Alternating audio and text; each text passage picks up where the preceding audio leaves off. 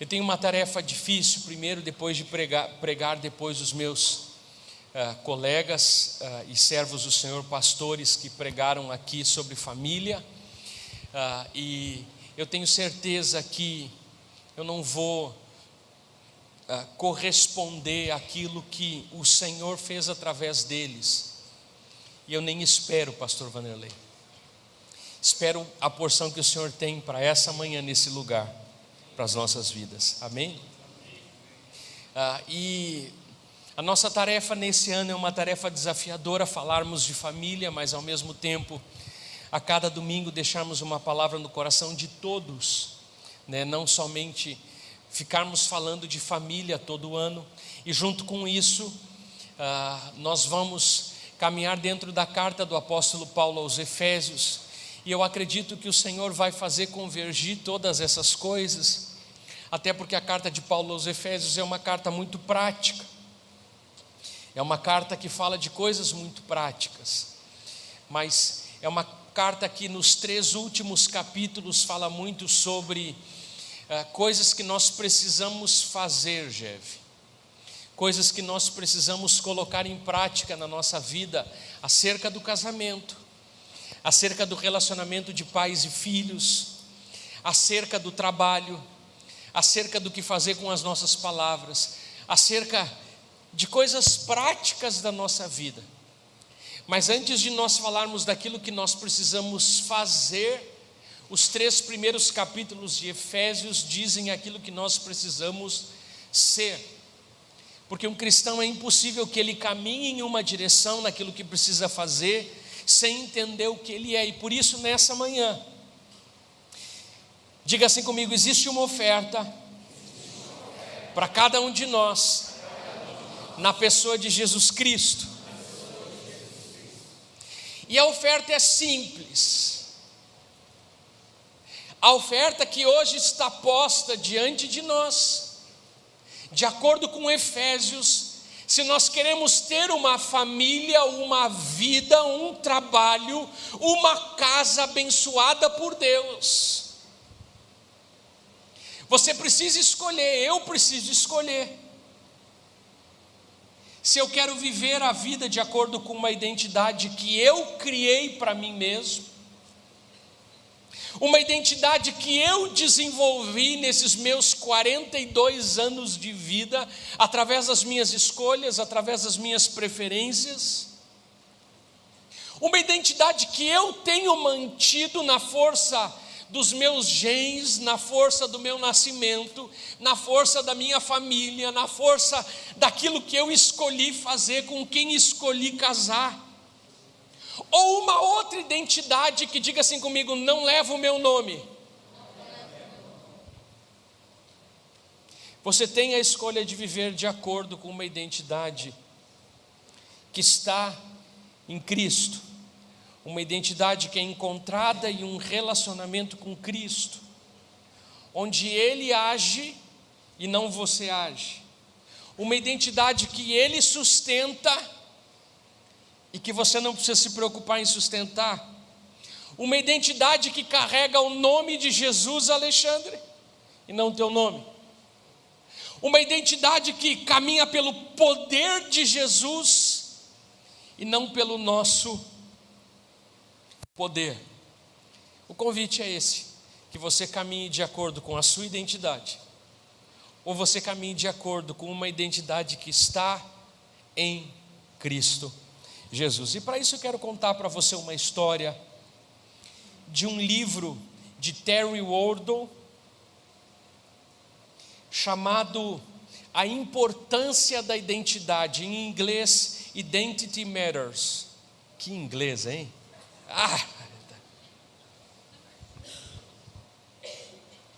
E ele conta uma história da sua infância, e ele fala de um pavor, de um medo que ele teve durante uma aventura que viveu, enquanto andava em sua grande bicicleta azul, feminina, reformada. Um dia ele saiu para um lugar longe da sua casa, onde ele nunca havia ido antes,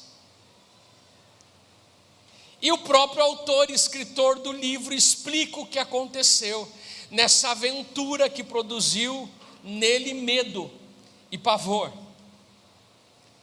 Eu saí para fora do meu bairro por uma aventura e agora eu estava por mim mesmo experimentando uma nova sensação de liberdade. Eu estava me sentindo alguém independente. Por mais que eu estivesse na minha bicicleta azul feminina reformada. Ao atravessar uma pequena ponte de uma mão sobre um pequeno riacho, uma ponte de madeira bem simples, mas que não era o mais importante, porque aquela ponte seria mais do que isso para mim. Assim que eu comecei a atravessar, 4 meninos ficaram de pé no final da ponte. E enquanto eu tentava passar, o pensamento deles era outro. Um deles me pegou pelo braço, enquanto o outro empurrou a minha bicicleta e me disse: ei, onde você pensa que você está indo? O outro disse o mesmo: onde você pensa que vai? Instantaneamente eu pensei: eles vão bater em mim. Eu estava petrificado, eu não podia revidar, não podia correr. Então eu simplesmente fiquei ali parado, congelado. Um dos meninos me perguntou: qual é teu nome? E eu respondi com voz de quem estava apavorado: eu me chamo Terry Wardle. Aqueles adolescentes se olharam preocupados e perguntaram: tu tem algum parentesco com Tom Wardle? Tom Wardle era um jovem mais velho que jogou na defesa do time de futebol americano, e você pode mensurar o tamanho Baijeve, do Tom Wardle, da defesa do time de futebol americano. E imediatamente eles me perguntaram se eu era irmão do Tom Wardle. Eu menti e eu disse que ele era meu irmão.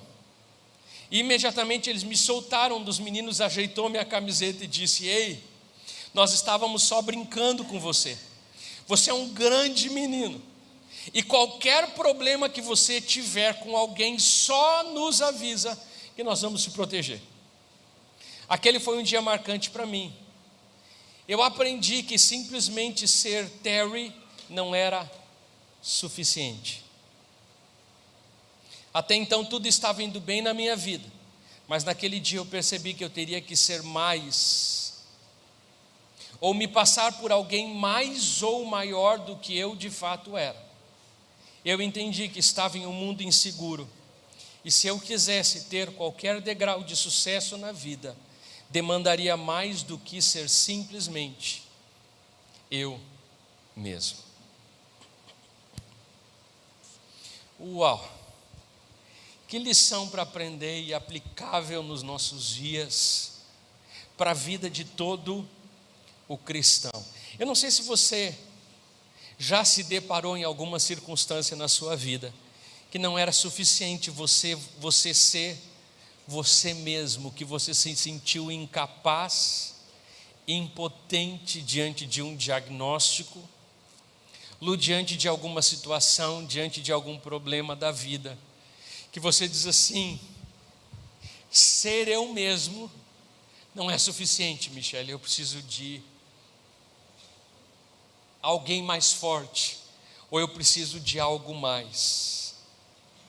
Que lição e que forma de aprender essa lição.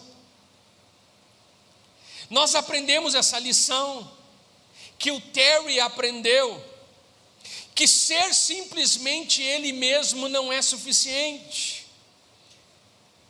Em um dos livros do Novo Testamento, e é o livro de Efésios, e eu gostaria de encorajar você a olhar agora para Efésios capítulo 1, do versículo 1 até o versículo 3, eu já preguei no ano passado sobre esse texto, mas com uma outra ênfase, não sei se você está lembrado, os lugares de bênçãos, o lugar da bênção, Mas hoje eu gostaria de olhar esse texto com uma outra ênfase, porque Efésios é uma carta que Paulo revela sobre a bênção proveniente de uma identidade celestial.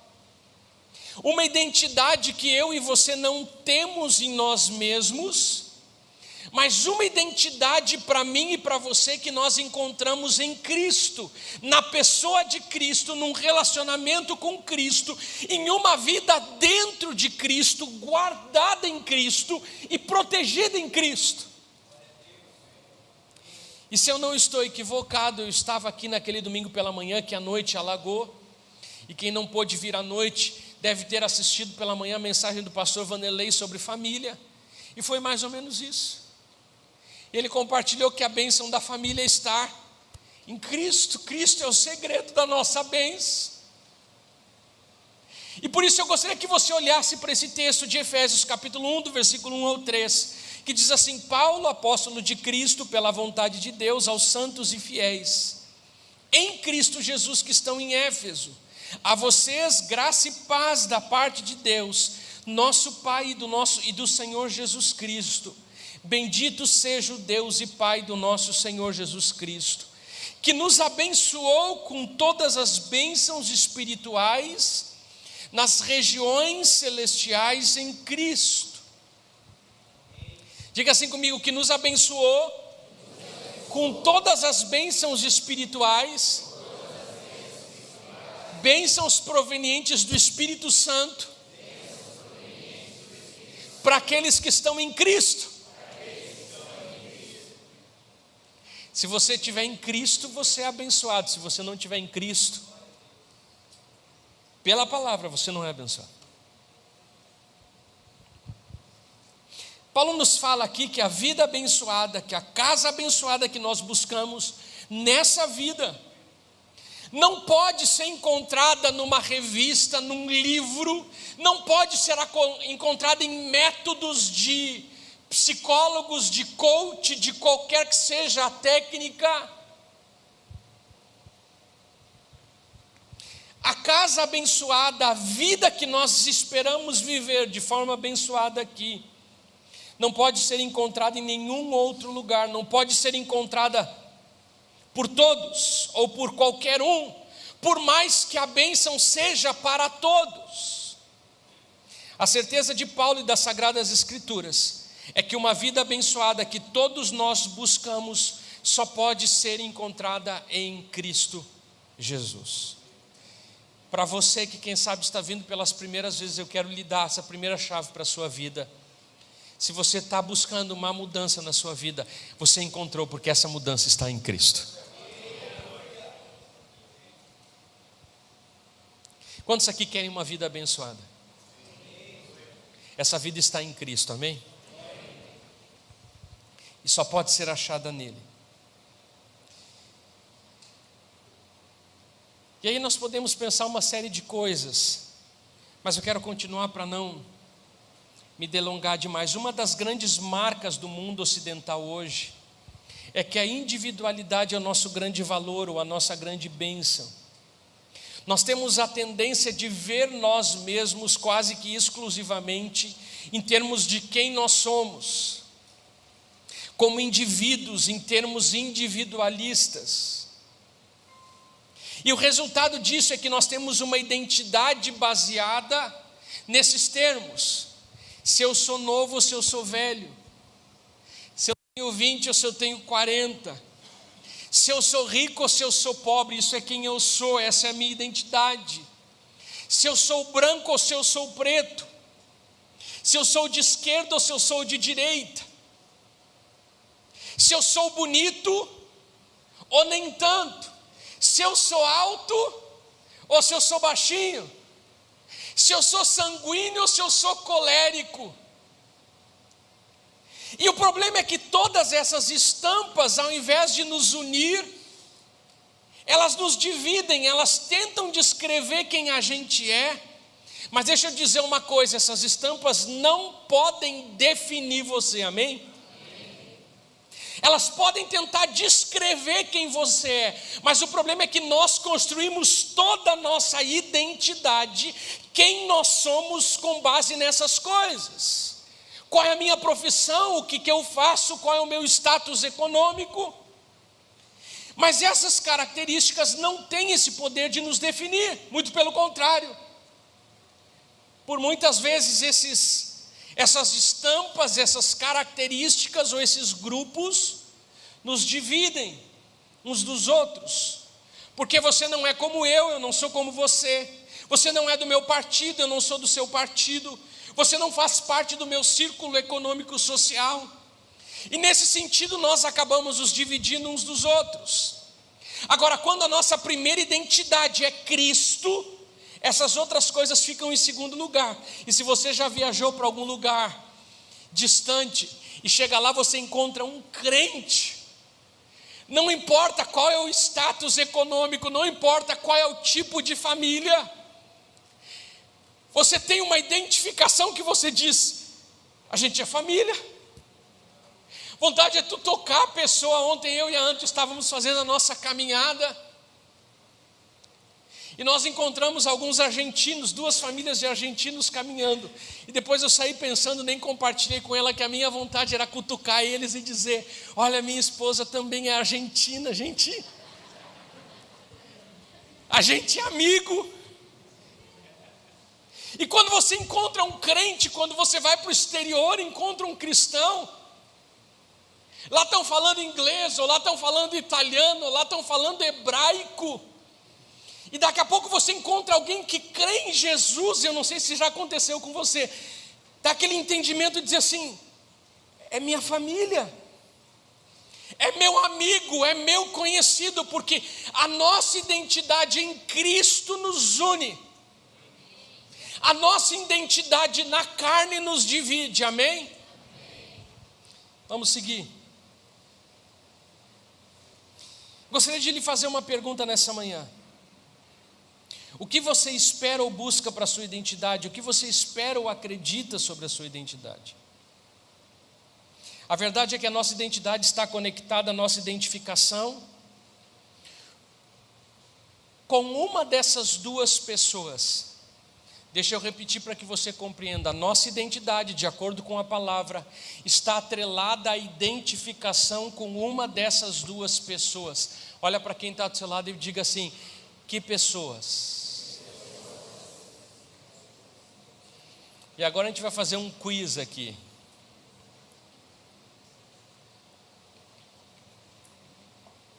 Quem são as duas pessoas mais influentes, de acordo com as Sagradas Escrituras, na face da terra e na história da humanidade? Quem é que arrisca a primeira? Jesus. Essa é fácil. Numa igreja, pastor Giovanni, não seria outra pessoa, seria. E a segunda é um pouco mais difícil. Qual é a segunda pessoa mais influente na face da terra, de acordo com as Sagradas Escrituras?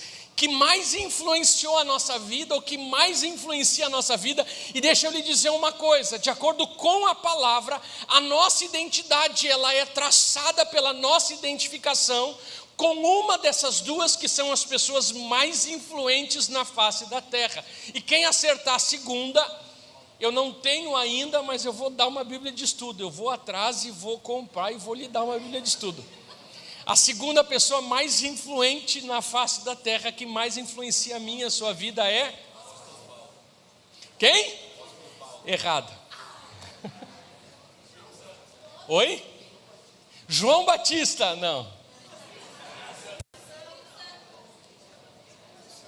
Espírito Santo? Não. O Pai? Não. Irmãos, vamos lá. Teologia? Oi? O homem? Não. A pessoa? Qual pessoa? Qual homem? Um personagem das Sagradas Escrituras. Oi? Irmão Jorge, Adão. Um forte aplauso.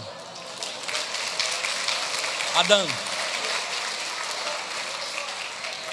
Oi? Não lhe escutei, pastor Giovanni. O pastor já tem várias Bíblias de estudo. Só escutei o irmão Jorge falando. Adão. Diga assim comigo: eu estou em Adão, Ou eu estou em Cristo? Irmãos, não tem outro jeito. Se você não está em Cristo, você está em Adão.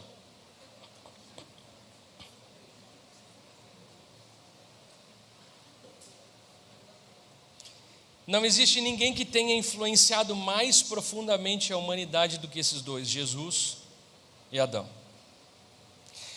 Adão teve a distinção e a capacidade de trazer o curso da morte para toda a raça humana através do pecado. E que influencia até os dias de hoje, uma péssima influência, um desastroso legado. Mas é impressionante a dimensão da influência de Adão na minha e na sua vida. Adão trouxe o pecado para toda a raça humana, e Adão é o culpado do pecado original. Nós poderíamos aprofundar muito isso, porque Paulo fala sobre isso em Coríntios, Paulo fala sobre isso em Romanos. Isso é central na teologia, que nós nascemos em Adão. Isso quer dizer o que? Nós nascemos em pecado, porque Adão pecou, todos pecaram e destituídos estão da glória de Deus. Porque Adão pecou, todos vão pecar. E você não vai ter desculpa no céu, porque você vai dizer assim: mas Senhor, eu pequei porque Adão pecou. E o Senhor vai olhar para você e vai dizer: mas você pecou também. Pecou ou não pecou? Peca ou não peca?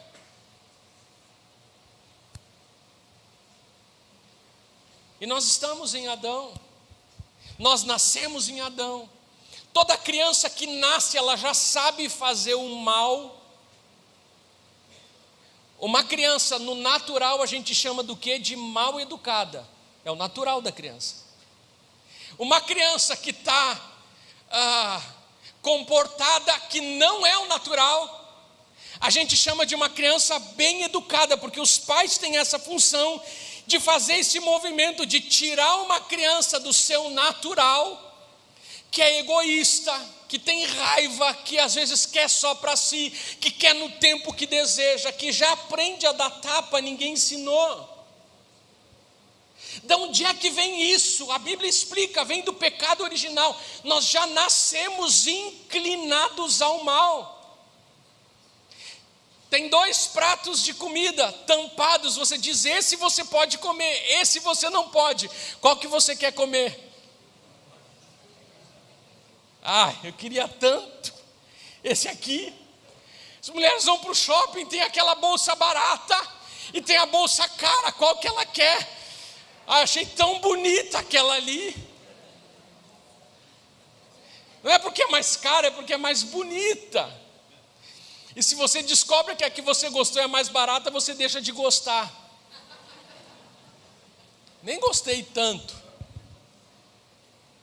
Nós temos naturalmente uma inclinação para fazer aquilo que não se pode fazer. E não adianta você ficar lutando contra isso, porque esse é o natural, esse somos nós em Adão. Se você sabe que uma comida tem mais caloria e tem uma outra que é tão boa quanto, que tem menos, não sei por que a gente gosta daquela que é ruim, que dá colesterol, e a gente ama aquela. Mas a air fryer deixa do mesmo jeito, mas eu gosto de frito. Eu gosto de fritar, sair aquela gordura, fica diferente, fica igual, não, fica diferente, por quê? Porque é ruim. Por outro lado, Jesus foi aquele que trouxe bênção e vida para a humanidade. Também uma grande, impressionante influência abrangente para todo o homem da face da terra. Então aqui vai a pergunta: onde você encontra a sua identidade, em Cristo ou em Adão?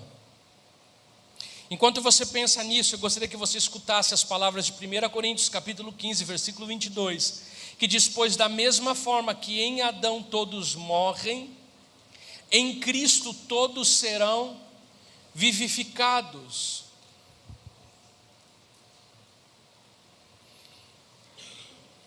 Falando dos 2 Adãos da Bíblia, quem são os 2 Adãos? É Adão e Jesus. Talvez pode vir uma pergunta na sua mente: pastor, o pastor está me dizendo que eu sofro por causa do pecado de alguém que pecou antes de mim? Sim.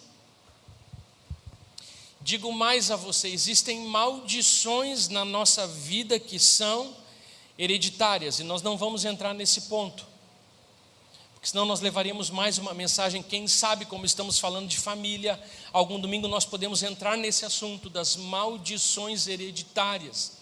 Aquelas coisas que nós herdamos não porque nós pecamos, mas nós herdamos através da convivência, nós herdamos através dos nossos genes, nós herdamos através de princípios e legados espirituais que foram deixados sobre a nossa vida.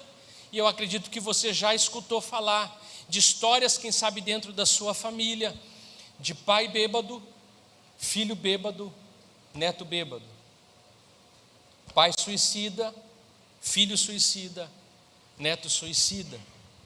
Se você for olhar esse texto comigo, que está lá em Êxodo capítulo 20, do 5 ao 6, diz assim: não te curvará diante delas, nem as cultuarás, pois eu, o Senhor teu Deus, sou Deus zeloso. Eu castigo o pecado dos pais nos filhos até a 3ª e 4ª geração daqueles que me rejeitam. Mas eu sou misericordioso com 1000 gerações dos que me amam e guardam os meus mandamentos. Irmãos, isso é assustador. Isso, se não fosse Jesus, a gente sair daqui perturbado. Meu pai era temperamental e eu sou temperamental, e daí meu neto é temperamental. A palavra diz que existe um pecado, uma maldição geracional, que vai passando uma estratégia diabólica, demoníaca, que trabalha no pai, trabalha no filho, trabalha no neto. E daí você vai dizer: mas pastor, como cortar isso estando em Cristo?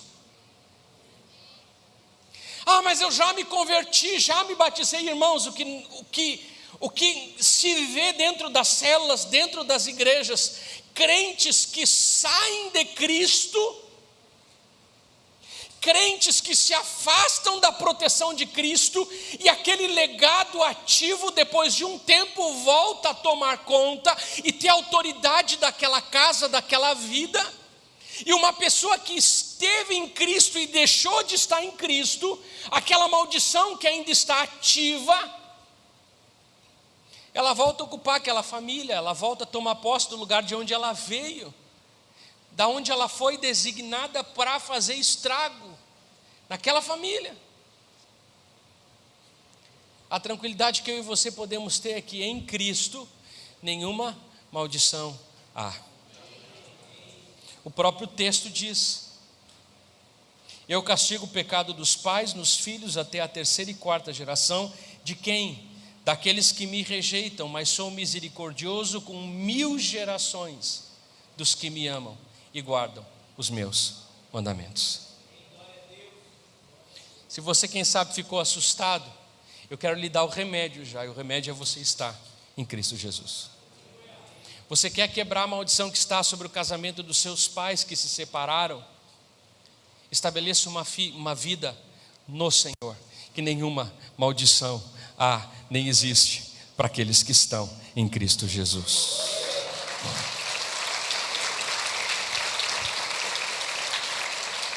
Volto a lhe perguntar: onde está a sua identidade, em Adão ou em Cristo? E aqui é importante nós entendermos que todos nós nascemos em Adão, é assim que nós chegamos ao mundo. Cada criança entra no mundo em Adão. É um lindo momento. Eu assisti o nascimento das minhas 2 filhas, e é impressionante o que acontece com a gente. Ver o nascimento de um filho, ver um filho vindo ao mundo. Mas infelizmente todo e qualquer bebê nasce nesse mundo em Adão. Realmente é complicado, nós somos gerados e nascemos com uma natureza pecaminosa, e todos nós nascemos com status de separados de Deus. E é por causa disso que eu e você precisamos nascer de novo, Porque nós nascemos em Adão, e agora para estarmos em Cristo, eu e você precisamos nascer de novo. Adão representa a nossa identidade original, enganosa, caída por natureza, mas em Cristo nós temos uma nova identidade redimida e renovada pelo sangue de Jesus. Em Adão nós temos derrota, mas em Cristo nós temos vitória. Em Adão nós temos condenação, mas em Cristo está a salvação. Em Adão nós recebemos uma natureza pecaminosa, mas em Cristo nós recebemos uma nova natureza. Em Adão nós somos amaldiçoados, mas em Cristo Ele já foi amaldiçoado por nós, por isso nós podemos ser abençoados se estivermos nele com Ele. Em Adão há ódio e morte, em Cristo há amor e vida. E aqui está a questão: em Adão nós somos simplesmente Terry. E olha para quem está do seu lado e diga assim: ó, ser simplesmente Terry não é suficiente. Se eu sou simplesmente Terry, eu estou espiritualmente em perigo. Porque é em Cristo que eu tenho todas as bênçãos espirituais. A palavra bênção é um termo maravilhoso. As bênçãos de Deus são tremendas. Tem um texto bíblico que diz que as bênçãos de Deus enriquecem e não acrescentam dores. Ser abençoado é a melhor coisa que pode acontecer na vida de alguém. Ter uma casa abençoada é a melhor coisa que pode acontecer na vida de alguém. Ter filhos abençoados é a melhor coisa que pode acontecer na vida de alguém. Ser abençoado é uma maravilha, especialmente para nós que éramos o quê? Em Adão a maldição, em Cristo a bênção. Ser abençoado é uma bênção, principalmente para nós que estávamos em maldição. Uma palavra meio dura, mas é isso que a palavra diz, que em Adão nós somos malditos por causa do pecado. Não temos relacionamento com Deus, não temos perdão dos nossos pecados, estamos fadados a viver a nossa vida pelo curso natural da nossa própria identidade em Adão. E o final dela é a maldição do pecado, da vida eterna sem Deus. Não sei se você algum dia já se sentiu debaixo de maldição. Não sei se algum dia na sua vida eu já me senti fora da bênção de Deus, talvez por um passo errado, por um pecado, por uma transgressão, por sair debaixo do guarda-chuva de Cristo. Não sei se algum dia você já sentiu que a sua vida não é o que deveria ser. Sentimento de viver uma vida debaixo de maldição pode ser claramente ilustrado pelas coisas cotidianas, pelas coisas comuns. Uma vida debaixo de maldição pode ser ilustrada no casamento.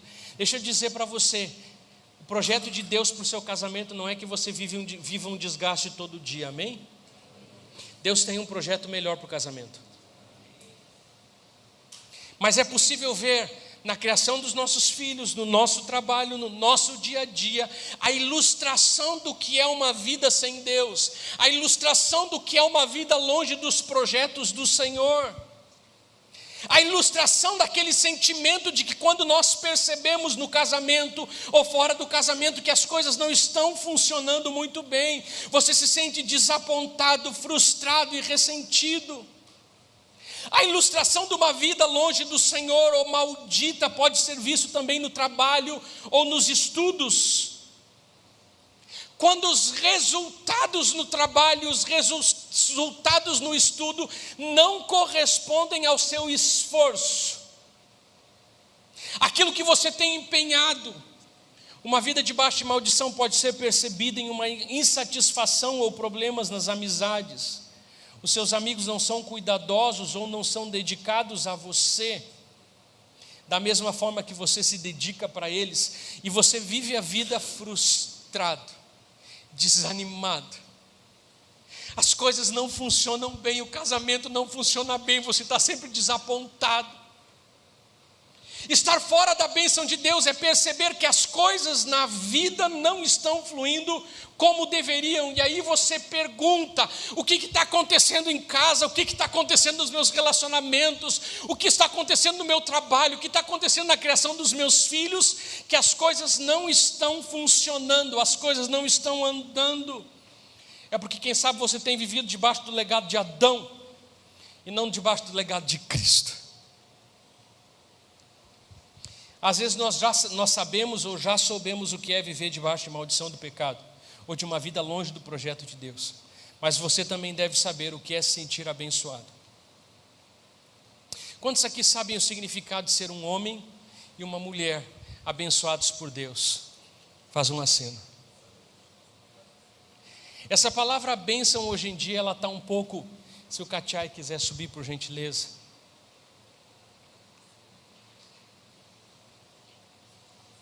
Essa palavra bênção, ela está hoje um pouco fora do seu sentido original. Quem sabe podemos usar a palavra banalizada. Deixa eu dizer para você simplesmente usar essa palavra fora de contexto não serve. Você simplesmente dizer que você tem como uma palavra positiva para lançar dentro de casa: a minha família é abençoada. Se ela não estiver debaixo de Cristo, ela não é abençoada. Mas hoje, como a gente gosta de falar de bênção, que Deus te abençoe, e nós já vamos chegar no ponto. Quem sabe, se algumas coisas estão batendo aí dentro de você, você vai ver pelo texto, pelas Sagradas Escrituras. Queremos ter uma família abençoada, um trabalho abençoado, um casamento e filhos abençoados. Quem não quer? Mas dizer que somos abençoados não é suficiente. Postar nas redes sociais os momentos felizes, escrever embaixo família abençoada não é suficiente. Carro abençoado, férias abençoadas, aquele amanhecer um café e chuva e postar e dizer chuva abençoada, isso não é suficiente. De que tipo de bênção nós estamos falando? De que tipo de bênção as pessoas falam quando dizem que querem ser abençoadas, querem ter uma família abençoada? O que passa pela minha cabeça, o que passa pela cabeça das pessoas, o que passa pela nossa mente quando nós pensamos em ter uma casa abençoada por Deus? Mais do que isso, o que a Bíblia diz sobre qual é a natureza de ser abençoado. A ideia bíblica de ser abençoado é de ser perfeitamente satisfeito e suprido abundantemente. Independente das circunstâncias, você está cheio, você está satisfeito em Cristo, em Deus.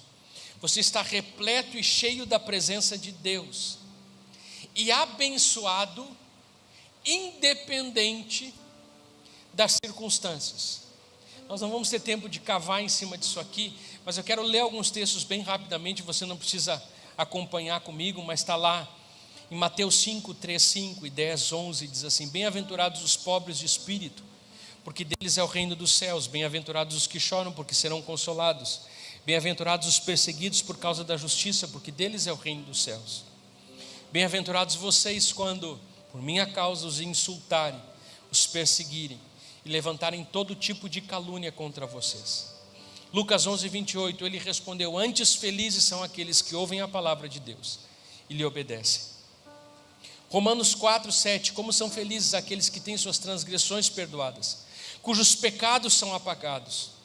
Tiago 1,12, feliz é o homem que persevera na provação, porque depois de aprovado, receberá a coroa da vida que Deus prometeu aos que o amam.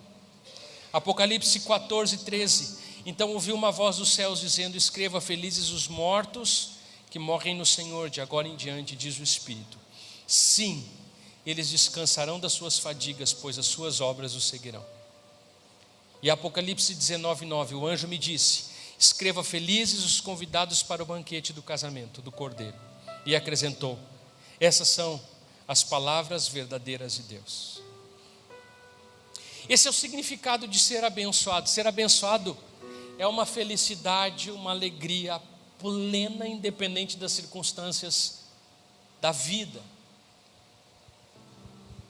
Interessante que em Efésios a ideia de ser abençoado é expandida. E é único o que o apóstolo Paulo diz em Efésios capítulo 1, versículo 3. Eu gostaria que você mantivesse sua Bíblia aberta aí em Efésios capítulo 1, versículo 3. E aqui nós já estamos caminhando para o final. O texto bem no versículo 3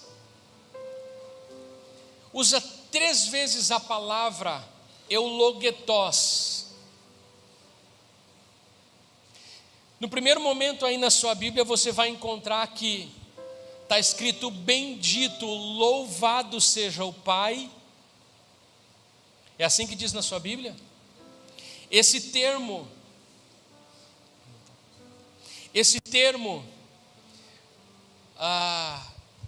é o termo abençoado. Depois mais para frente diz no texto, deixa eu caminhar com você aqui buscar o texto. Bendito seja o Deus e Pai do nosso Senhor Jesus Cristo, que nos abençoou com todas as bênçãos espirituais nas regiões celestiais em Cristo. O último versículo tem 3 vezes esse termo eulogetos. Mas aqui eu gostaria que você caminhasse comigo, porque Paulo começa dizendo assim: abençoado seja Deus. Quantos aqui já viram um homem abençoar Deus? Quem é que abençoa quem? Deus abençoa o homem ou a gente abençoa Deus? Mas essa palavra no grego tem um sentido duplo. E com isso nós vamos chegar à conclusão do que é, quem sabe, ser abençoado por Deus também. De uma forma particular aqui em Efésios. Mas o apóstolo Paulo começa esse texto dizendo assim: eulogetos, abençoado, blessed be. No inglês é fácil de entender, porque no inglês essa expressão abençoada também é usado para dizer bendito, também é usado para dizer louvado seja Deus. Mas se nós formos olhar o original da palavra eulogetos, dentro dessa palavra tem a palavra logos. O que é logos? Aqueles que entendem o grego comigo, o que quer dizer logos? Palavra, discurso. E logetel, o el no final, adiciona bem ou bom. Então uma pessoa abençoada é uma pessoa bem falada, é uma pessoa louvada, é uma pessoa bendita, é uma pessoa bem falada por todos, falar bem de. Nesse sentido aqui em Efésios é abençoar, por isso que Paulo diz assim: louvado, eu falo bem de Deus Pai, que Ele também nos abençoa. E deixa eu pegar emprestado esse sentido do termo no original e dizer: Ele também fala bem de você. Uau! Você já imaginou Deus falando bem de você lá no céu, dizendo: anjo, arcanjo, olha minha filha Cibele, é ou não é top? Né, Daniel? Top.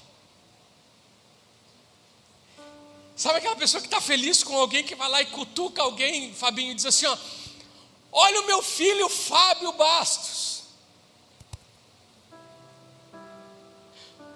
olha como é um servo digno de confiança.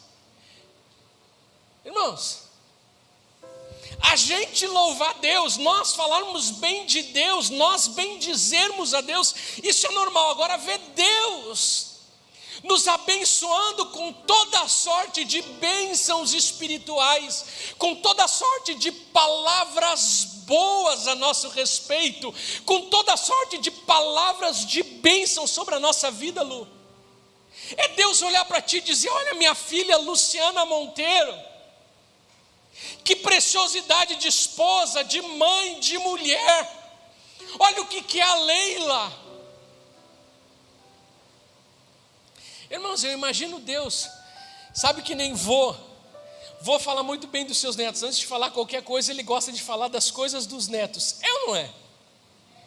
Vô é orgulhoso dos seus netos. Eu lembro que um dia eu estava com a nona no hospital, e ela já estava bem fraquinha. mas a mente dela funcionando a mil. E estou eu no hospital, e chegam algumas enfermeiras. Eu estava de expediente aqui na igreja, saí, fiquei de tarde com ela lá, então estava bem vestido, com roupa de pastor. Daí chegou um grupo de enfermeiras e ela disse assim: meninas, olhem o meu neto. Eu disse: ai meu Deus, o que é nome? Ele é pastor. Acho que as meninas me olharam, só faltavam dizer se não fossem educadas, e eu com isso. Ela ainda perguntou para as estagiárias de enfermagem ou alunas de enfermagem: ele é bonito, né? E as meninas constrangidas disseram: sim. E eu fiquei olhando para ver o que a nona ia fazer ainda. Ela continuou, ela disse: vocês casariam com ele? E eu disse: nona, eu sou casado, nona. Ela disse: lavo, eu só estou perguntando.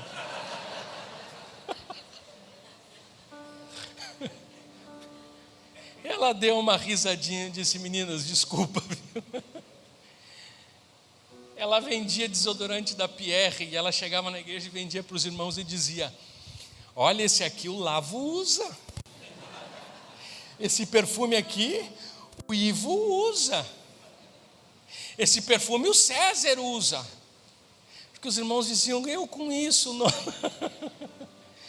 Mas o vô está sempre orgulhoso do seu neto. O pai está sempre orgulhoso do seu filho. E deixa eu dizer para você, Deus está orgulhoso de você. Uau! Deus te abençoa. E você vai começar a pensar agora: mas o que eu tenho para que Deus olhe em mim e veja alguma coisa de bom? E deixa eu dizer a real para você: você não tem nada. Ou você tem muito pouco. Deus está orgulhoso com Cristo. Deus está orgulhoso com a beleza de Cristo. E porque você está em Cristo, Deus olha para você e você diz: o que é esse homem Giovanni? Em Cristo ele é um grande servo e filho. E por isso Deus pode dizer que: eu abençoo vocês em Cristo Jesus. Se nós descobrirmos em Cristo, irmãos, todas as nossas imperfeições, irmã Ivania, todas são cobertas. E Deus olha para a gente só o que tem de bom, que é produzido por Ele mesmo na nossa vida.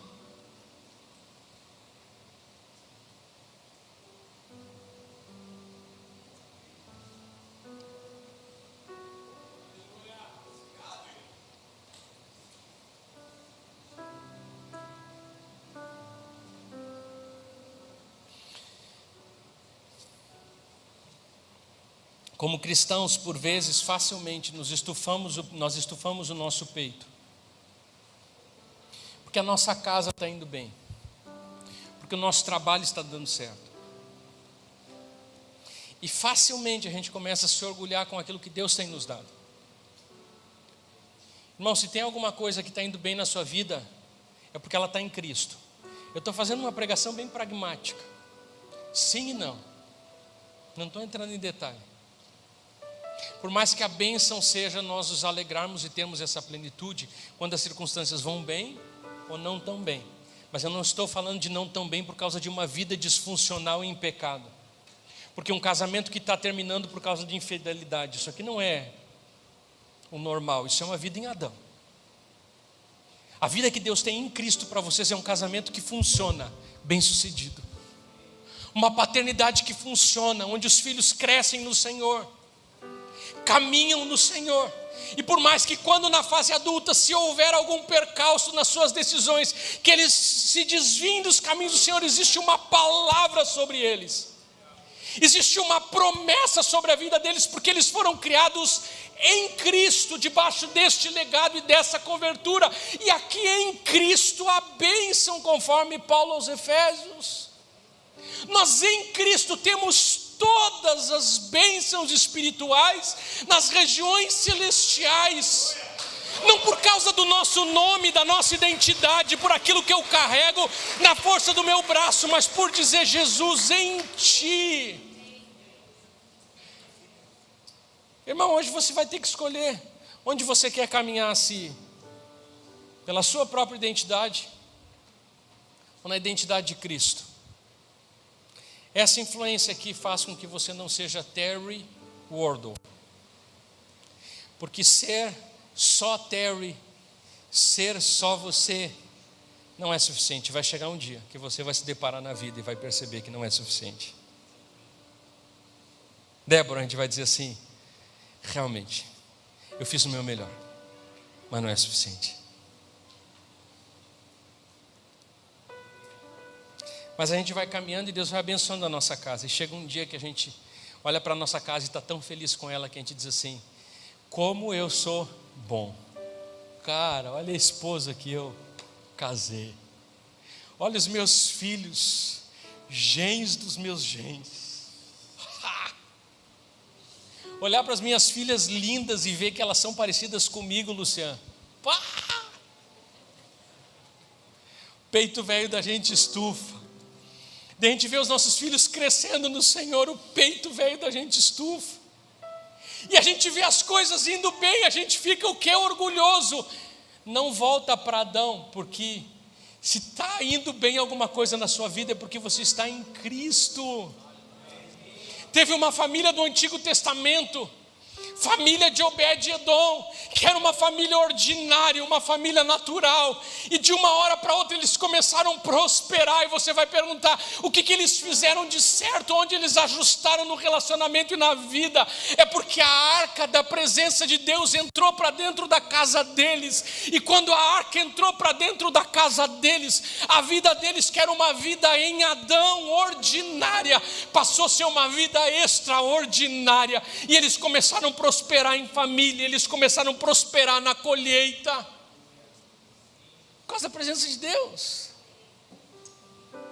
Irmão, às vezes a gente começa a prosperar e tem a tendência de olhar para o lado e achar que é a gente. Eu conto essa história muitas vezes de dois compadres que estavam no interior e foram tirar foto. Um tinha dentadura, o outro não. O que tinha dentadura tirou a foto bonita. O que não tinha dentadura na hora da foto disse: cara, tu não me empresta só para foto? E ele disse: te empresto. Ele pegou a dentadura do outro, pôs a dentadura, tirou aquela foto bonita, devolveu a dentadura. Depois, quando o compadre vê a foto em casa do compadre sem dentadura, com a dentadura dele, ele diz assim: olha aí, rindo com a minha dentadura. Acho que às vezes Deus olha para a gente e diz assim: olha ali o Olavo rindo com aquilo que só eu posso fazer. Olha ali fulano de tal que está se afastando dos meus caminhos porque ele acha que a bênção que ele está vivendo hoje é fruto da força do seu braço, mas ele não está se dando conta que à medida que ele sai dos meus caminhos e sai debaixo da minha bênção, sai debaixo da identidade em Cristo, ele perde a bênção de Deus. Irmão, se eu perder a bênção de Deus, eu não sou nada. Não é só uma opção que a gente faz, é uma necessidade. Você, se quiser ser abençoado, você precisa estar em Cristo. E eu quero encerrar. Nós todos nascemos Terry, e todos nós um dia faremos uma viagem para um lugar que nunca estivemos antes. Um dia todos nós atravessaremos uma ponte, não de madeira feita à mão, mas uma ponte que gasta essa vida e nos leva à vida eterna. E no outro lado da ponte, Deus está esperando você.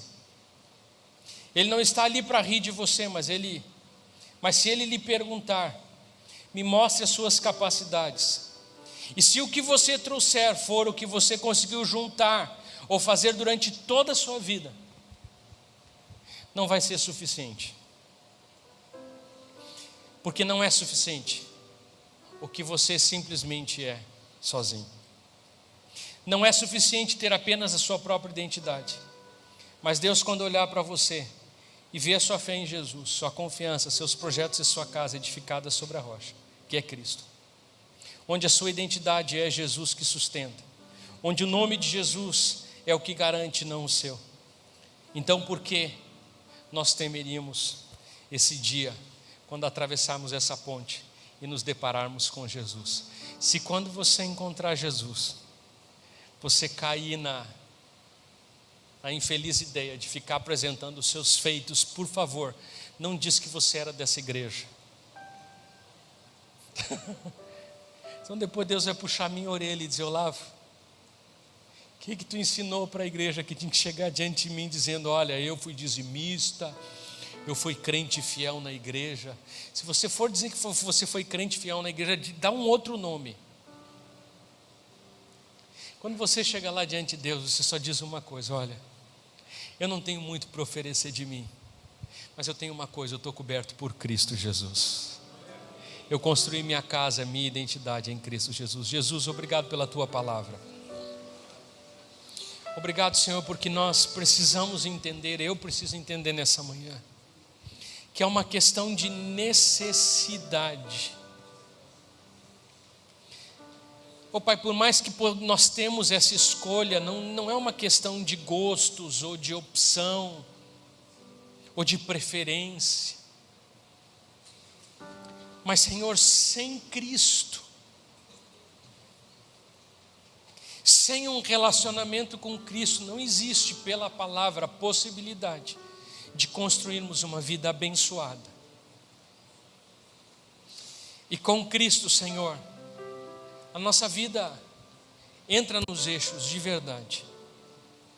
Em Cristo os nossos projetos, Pai, começam a conversar com os teus projetos. Nós voltamos, Pai, a ser tudo aquilo que tu desejou e planejou para a nossa vida, antes da fundação do mundo e antes que nós nascêssemos, ou estivéssemos no ventre da nossa mãe. Mas, Senhor, por mais que a humanidade hoje caminhe dentro do trilho de Adão, debaixo da influência de Adão, sob a maldição de Adão, que é uma vida sem Deus, longe do Senhor, em pecado, tentando fazer o melhor possível, mas tendo a certeza de que o final já está escrito. Nos dá, Senhor, a bênção de cobrirmos toda a nossa casa com Cristo.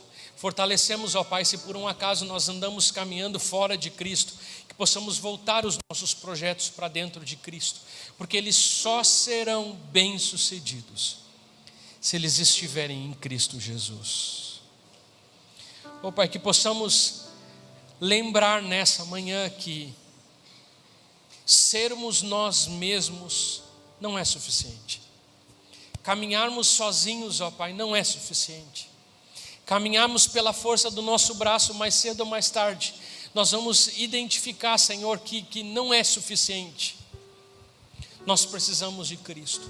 Nós precisamos de um nome mais poderoso. Nós precisamos de alguém que realmente pode garantir o início, meio e fim. Nós precisamos de alguém que pode, Pai, nos dar a garantia de quando os nossos olhos não estiverem mais colocados sobre os nossos filhos, a tua bênção e a tua provisão vai acompanhá-los, Pai. Nós precisamos da garantia que quando, Senhor, nas nossas limitações, dermos passos, Pai, que não são os melhores, o teu Espírito vai, Senhor, permear a tua presença no nosso meio, na nossa casa, vai nos corrigir, vai nos orientar, vai nos instruir, Senhor. E, Pai, à medida que nós nos submetermos à tua palavra, Pai, a comunhão com o teu Espírito e com Cristo, e colocarmos a nossa casa debaixo desse guarda-chuva que é Cristo, as coisas passam a funcionar, e as coisas, Pai, entram no eixo da provisão de Deus, as coisas entram no eixo, Pai, do sobrenatural de Deus, as coisas entram no eixo do projeto infalível de Deus, para a nossa vida, para o nosso casamento, para a nossa casa, para o nosso trabalho, e para os nossos filhos, Senhor. Que a tua presença possa, Senhor, nos abraçar, possa nos cobrir em nome de Jesus, nessa manhã. Amém, amém e amém. Sou feliz.